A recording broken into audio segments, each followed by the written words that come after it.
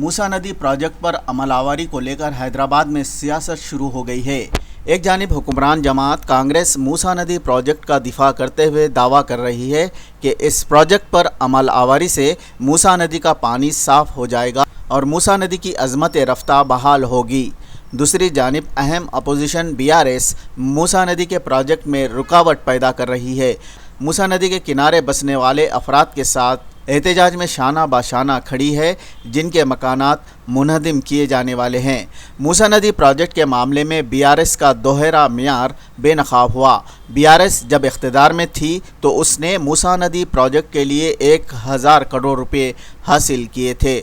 خود سابق وزیر KTR نے موسیٰ ندی پروجیکٹ کا خوب ڈھنڈورا پیٹا تھا اور اب وہ موسیٰ ندی پروجیکٹ کی مخالفت میں سامنے آئے ہیں۔ دوسری جانب حکمران کانگریس نے موسیٰ ندی پروجیکٹ کا دفاع کیا ہے۔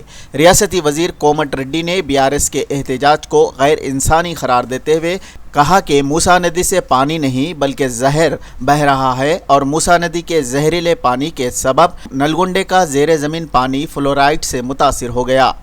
کانگریس حکومت موسیٰ ندی کو لندن کی تھیمس ندی کے طرز پر ترقی دینا چاہتی ہے۔ موسیٰ ندی کے پروجیکٹ کو لے کر وزیر اعلیٰ ریونت ریڈی نے لندن میں تھیمس ندی کے ذمہ داروں سے ملاقات کی تھی۔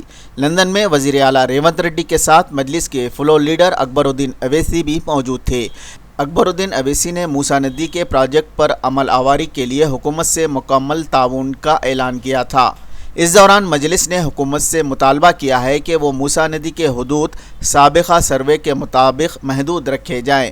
مجلس نے موسیٰ ریور ڈیولپمنٹ کارپوریشن کی جانب سے کیے گئے سروے کو غیر قانونی قرار دیا۔ اس سلسلے میں مجلس کے ارکان اسمبلی نے حکومت سے تحریری طور پر نمائندگی کی ہے۔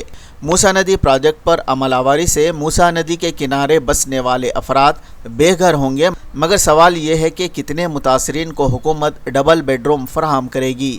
کیا تمام وہ متاثرین جو موسیٰ ندی کے پروجیکٹ سے بے گھر ہوں گے ان کی بازآباد کاری، متبادل یا ڈبل بیڈ روم فراہم کیا جائے گا؟ اگر ایسا نہیں کیا گیا تو یہ کانگریس حکومت کے لیے سیاسی نقصان ہو سکتا ہے۔ بہرحال موسیٰ ندی پروجیکٹ پر سیاست گرما گئی ہے۔ عوام میں یہ بحث ہو رہی ہے کہ موسیٰ ندی پروجیکٹ سے کس جماعت کو سیاسی فائدہ ہوگا اور کس جماعت کو سیاسی نقصان ہوگا۔ کیا GHMC الیکشن سے پہلے حکمران کانگریس کو فائدہ ہوگا یا نقصان؟ BRS کے دوہرے معیار کی وجہ سے اسے سیاسی طور پر نقصان ہو سکتا ہے۔